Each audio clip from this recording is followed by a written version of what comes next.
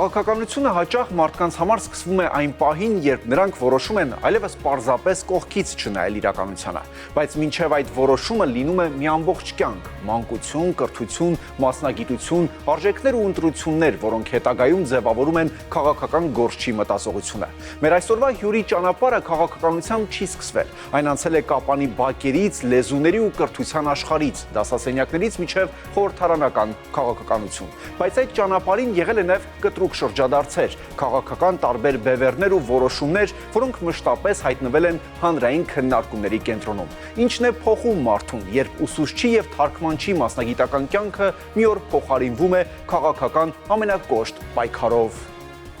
Այսօր միասին բացահայտելու ենք Աննա Գրիգորյանի քաղաքական դիմագիծը։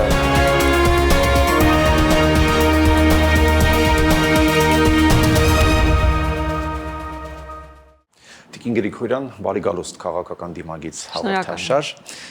Ծնվել ու մեծացել է Կապանում 1991 թվականին։ Հետաքրքիր է, ինչպես է Կապանը ձևավորել ձեր բնավորությունը եւ ինչպես է անցել մանկությունը սյունած աշխարհում, ինչպես ասում են։ Ինձ թվում է բոլոր կապանցիներին առհասարակ բնավորության մի գիծ կա, որը ձևավորվում է նաև հաշվի առնելով ընդհանուր բնաշխարհը, լեռները, սովորաբար լեռնոտ միջավայրում մարդիկ ավելի այլ բնավորություն, մի քիչ երբեմն կոշտ, մի քիչ սուր բնավորություն են ձեռք բերում, ես կարծում եմ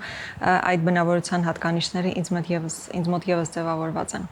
Առհասարակ Կապանում, երբ ծնվել եմ, գիտեք, որոշ ժամանակ հետո արդեն ակտիվ պատերազմական գործողություններ են եղել։ Ես իմ մշտապես ասում եմ, իմ առաջին մանկության հուշերը եղել են ապաստարաններից, երբ ռմբակոծությունները սկսում էին, մենք 5-րդ հարկում էինք ապրում, մեր շենքի հենց անմիջապես ներքևը կար ապաստարան, եւ մենք արագ բոլոր հարևաններով եւ շենքի բնակիչներով իջնում էինք ապաստարան, բայց այդ այն հուշերն են, որոնք ոչ թե ինձ մոտ դառնություն են առաջացնում, այլ ուղղակի հասկանում եմ, որ մեր պատմության, մեր երկրի պատմության մի մասն է, որից անմասն չեմ մնացել նաեւ ես որպես երեխա, բայց առհասարակ շատ ջերմ հուշեր ունեմ բնականաբար մանկությունից, կապանյան մանկությունից, որտեղ լավ կրթություն եմ ստացել իրականում Սյունիքում եւ հատկապես Կապանում կրթությունը հատկապես այդ ժամանակահատվածում բավականին լավն էր։ Մենք բազմաթիվ օլիմպիադաների էինք մասնակցում, հաջողություններ ունեին, ես շատ մեծ հաջողություններ չունեի, բայց իմ ընկերները բազմաթիվ հաջողություններ գրանցում էին նաեւ համապետական օլիմպիադաներում, այսինքն լավ կրթություն, երաժշտական դպրոց եմ հաճախել, դաշնամուրի վրա եմ նվագել, այնպես որ շատ լավ հուշեր մանկությունից, Կապանից։ Իսկ հաշվի առնելով այդ բարդ ժամանակաշրջանը 90-ականները, վաղ մանկության շրջանը ամեն դեպքում դժվարություններով է լի եղել, թե ամեն դեպքում այդ ձեր նշած այդ տաքուկ հուշերը լրացրել են ու ամեն ինչ ավելի այսպես հիմա հատկապես երբ որ հետայացք եք գցում ավելի ժպիտով եք հիշում։ Որ հիմա այսպես նկարագրում ես, չէ, իջնում ես ռմբապաստարան, ցուրտ էր։ Գնում էինք դասի, երբեմն փայտ էինք մեզ հետ տանում, որպեսզի վառարանում վառենք։ Վառարանի շուրջ երբեմն հավաքված էինք դաս անում։ Այդ բոլորը առաջին հայացքից կարող է տպավորություն լինել, որ վատ հուշեր կարող են առաջացնել, վատ զգացողություններ ու էմոցիաներ, բայց ճիշտ հակառակը, ինձ մոտ օրինակ շատ տաքուկ միջավայրի էմոցիաներ են առաջացնում, որովհետև նաև մարդկային փոխհարաբերությունների տեսանկյունից եզակի մթնոլորտ էր։ Հիմա չկա, չէ, այդ բոլոր խնդիրները, բայց մարդկային ջերմությունը շատ ավելի քիչ է, քան այո, հեռացել ենք իրարից բոլորս հեռախոսների, սոցիալական ցանցերի մեջ եւ ավելի պակաս միմյանց հետ էմոցիոնալ կապով, մինչդեռ այդ ժամանակահատվածում փորձում էինք մեկս մյուսին օգնել, մեկը, չգիտեմ, հաց էր թխում, մյուսներին հրավիրում էր, այսինքն այդ ջերմությունը շատ ավելի ուրիշ էր։ Կարեկից լինելու այդ զգացողությունը կար։ Հետո իրար տան, այստեղ ավելի քիչ եմ տեսնում Երևանում, օրինակ Կապանում դա շատ ավելի ընդգծված էր հարևանությունը։ Շենքով բոլորն իրար հետ լավ հարևանություն էին անում, բնակիչներն այդպես են ասում, այո, բարեկամություն էին անում։ Հիմա այստեղ կարող է շենքում մարդիկ նույնիսկ չճանաչեն ովքեր են իրենց հարևանները, իսկ մեզ մոտ, ինչպես ասում են, լավ հարևանը հեռու բարեկամից ավելի հարազատ էր։ Դուք ասացիք երաժշտական դպրոց եք նաև հաճախել։ Այո, երաժշտական։ Դա պայմանավորված էր, ինչպես սովորաբար լինում է, ծնողները ստիպողաբար ուղարկում էին, թե ամեն դեպքում երազանքները հենց մշակույթի հետ էին կապված կամ երաժշտության։ Չէ, դա ավելի շատ իմ ծնողների ցանկությունն էր, պետք է ազնվորեն խոստովանեմ, ինչպես կարծում եմ, շատ երեխաների մոտ այդպես էր, որ ծնողները պարտադիր ուզում էին իրենց երեխաները որևէ երաժշտական գործիքի վրա նվագել իմանային, բայց ես շատ շնորհակալ եմ։ Հիմա այդ ժամանակ միգուցե դժգոհություն ունեի, բայց հիմա շատ շնորհակալ եմ, որ երաժշտական կրթություն եմ ստացել, երգչախմբում եմ երգել, այսինքն կային մարդու մեջ ձևավորման փուլում շատ կարևոր է նաև երաժշտական կրթությունը եւ ես միշտ տարբերակում եմ մարդիկ ովքեր երաժշտական կրթություն ունեն եւ չունեն, նաև ինչ որ մշակութային բան ամեն դեպքում մարդկանց մեջ զգացվում է։ Իսկ այ փոքր կամ ավելի պատանեկան տարիքում մտածողությունն ավելի շատ հումանիտար էր, թե քաղաքական թեմաներն էլ էին հետաքրքրում։ Չէ, ես քաղաքական շատ թեմաներով հետաքրքրված չեմ եղել, դա պետք է անկեղծորեն խոստովանեմ, ինձ թվում է հիմա ես որ շփվում եմ իմ շրջապատում, շատ քիչ են այդ դեպքերը, երբ մարդիկ ի սկզբանե հետաքրքրված չեն եղել քաղաքականությամբ եւ հիմա քաղաքական դաշտում եմ, հավանաբար այդ առումով ես միգուցե բացառությունների շարքին կդասեի իմ պատմությունը, որովհետեւ շատ ակտիվ քաղաքականությամբ հետաքրքրված չեմ եղել, բայց ընդհանուր կոնտուրներով միշտ իմացել եմ իմ երկրում ինչ է կատարվում, մեր տարածաշրջանում ինչ է տեղի ունենում, այսինքն տարական քաղաքացիական գիտակցության համար պարտադիր տեղեկատվություն ես անշուշտ ունեցել եմ եւ ընտանիքում էլ քննարկել ենք բազմաթիվ հարցեր, այսինքն այնպես չի, որ բացարձակ զերծ ենք եղել կամ իներտ ենք եղել երկրում տեղի ունեցող հարցերից, դա վստահաբար։ Տիկին Գրիգորյան, դուք ընտրել եք թարգմանչական գործը։ Ինչու հենց լեզուների ու թարգմանության ճանապարհը։ Իրականում լեզուները ինձ հեշտ էին տրվում եւ ես էլ շատ սիրում էի գրքեր կարդալ։ Կային գրքեր, որոնք կարդում էի, որոնք չկային հայերեն թարգմանությամբ։ Եվ դեռ դպրոցական տարիքում միգուցե ինձ այնքան հեշտ չէր տրվում այլ լեզուներով, մասնավորապես անգլերենով բարդ գրքեր կարդալը եւ կարծում եմ, որ միգուցե ես կկարողանամ այդ գրքերը թարգմանել հայերեն եւ որպեսզի ավելի եկող սերունդը հնարավորություն ունենա արդեն թարգմանված գրքերը կարդալու, բայց բնականաբար հետո ճանապարհը ինձ տարավ այնտեղ, որտեղ հիմա եմ եւ շատ թարգմանչական գործով զբաղվելու հնարավորություն չունեցա։ Ավելի ուսանողության տարիներին տարբեր ձեռնարկներ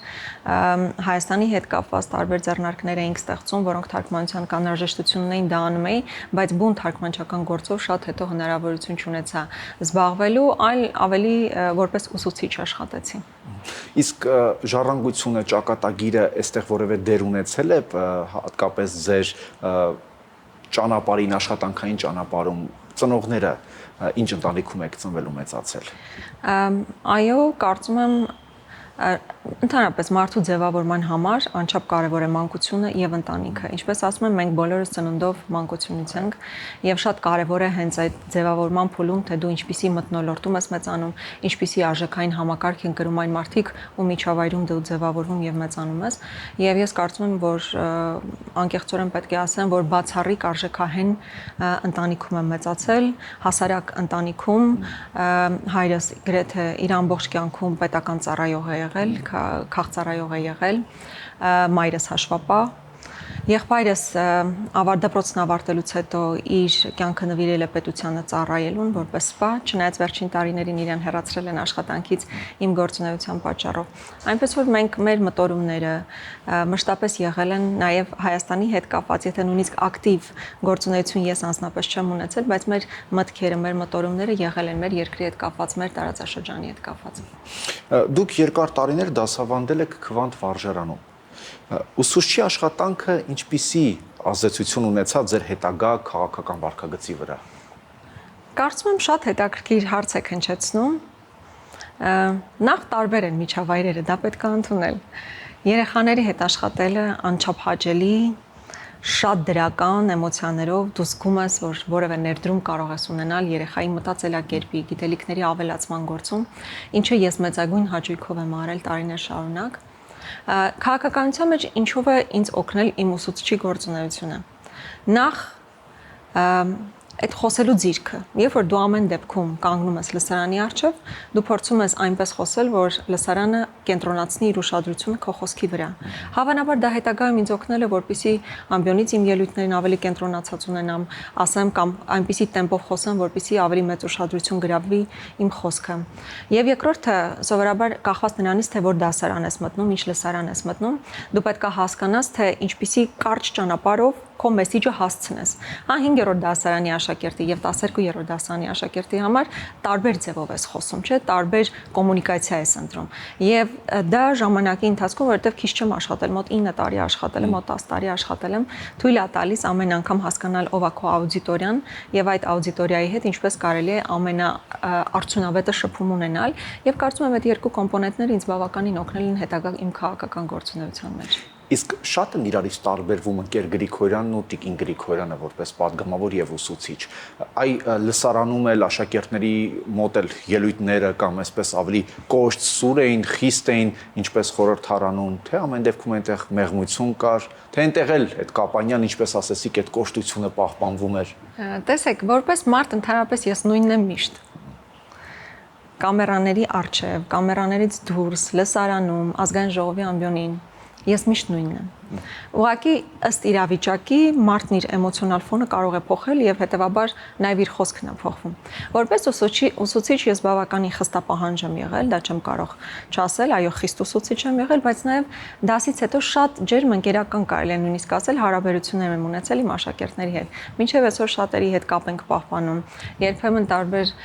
նույնիսկ փողոցային պայքարի ընթացքում ենք հանդիպում։ Հիմա ընտրությունների ժամանակահատվածում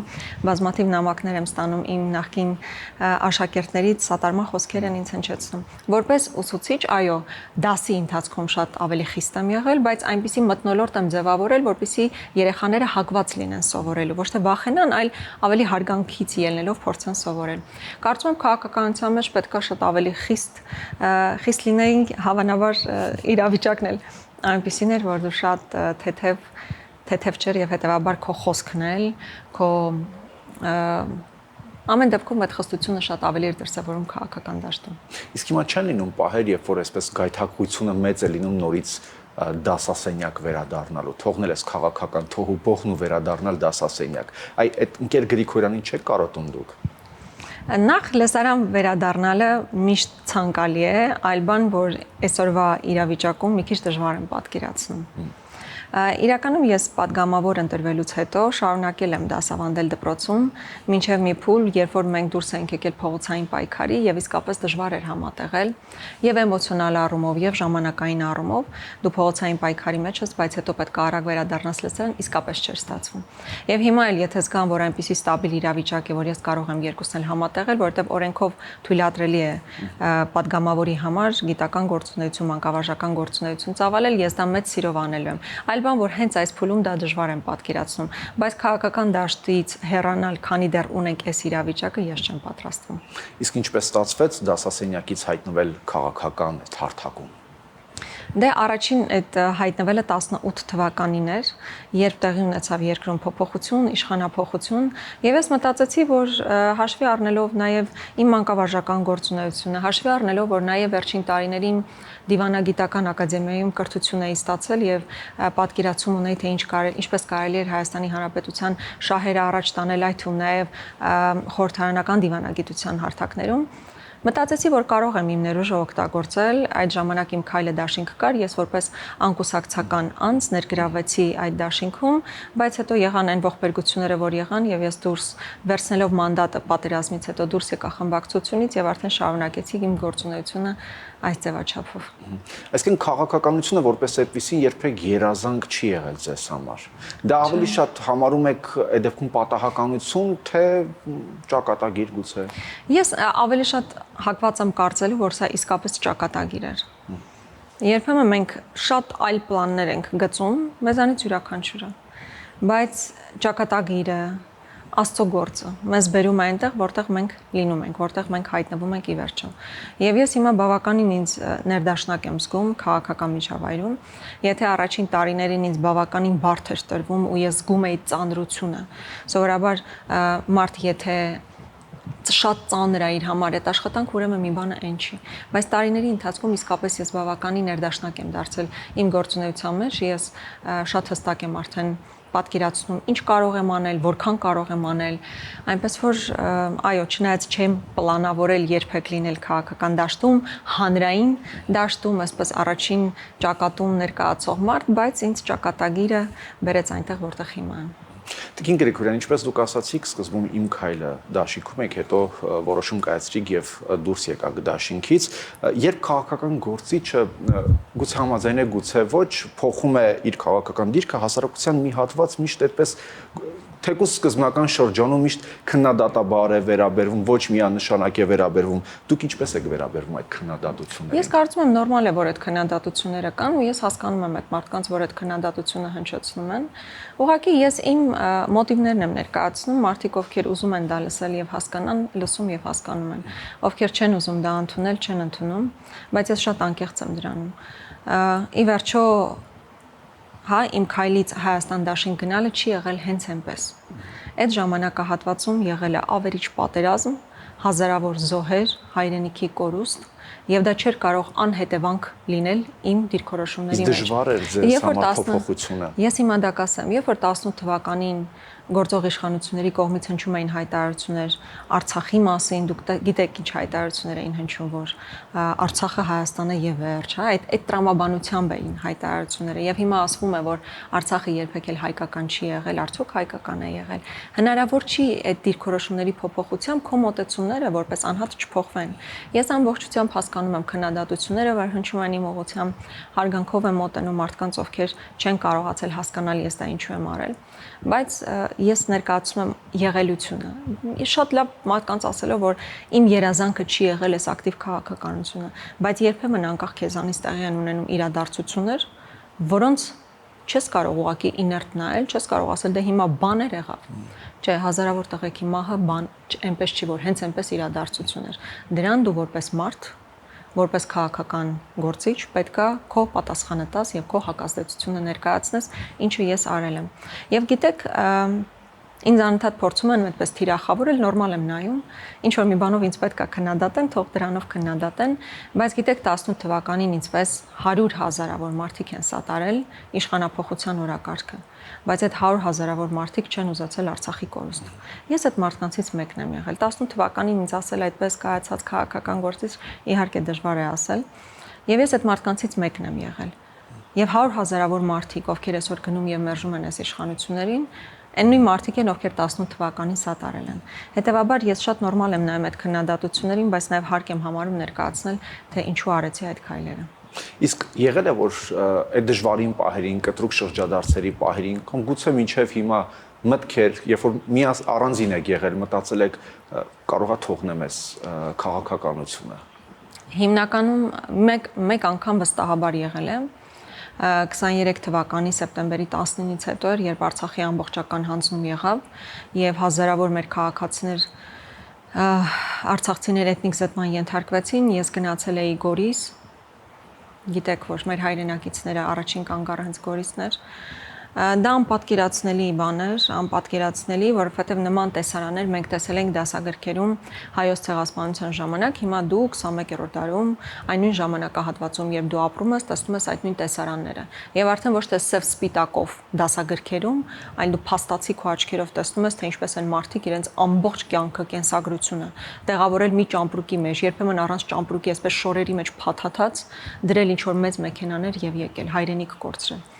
Այո, դրանից հետո բավականին բարձր քաղաքականության մեջ մնալ եմ եւ շարունակել եմ, բայց գիտակցում ես, որ դեռ նոր մարտահրավերներ կան, որին պետք է դիմակայես ու ուժ ես գտնում շարունակելու անել այն, ինչ անում ես։ Իսկ առասարակ բարդ չէ կնոջ համար լինել ընդդիմադիր քաղաքական գործիչ։ Ունի իր առանձնահատուկ բարդությունները։ Դե ես զգում եմ, որ անընդհատ տարբերակումը դնում են կին քաղաքական գործիչ, տղամարդ քաղաքական գործիչ։ Ամեն դեպքում դա չի հաղթահարվել, որքան էլ ասենք հավասարություն, դա չի հաղթահարվել, պետք չէ իրականությունից հեռանալ։ Հա,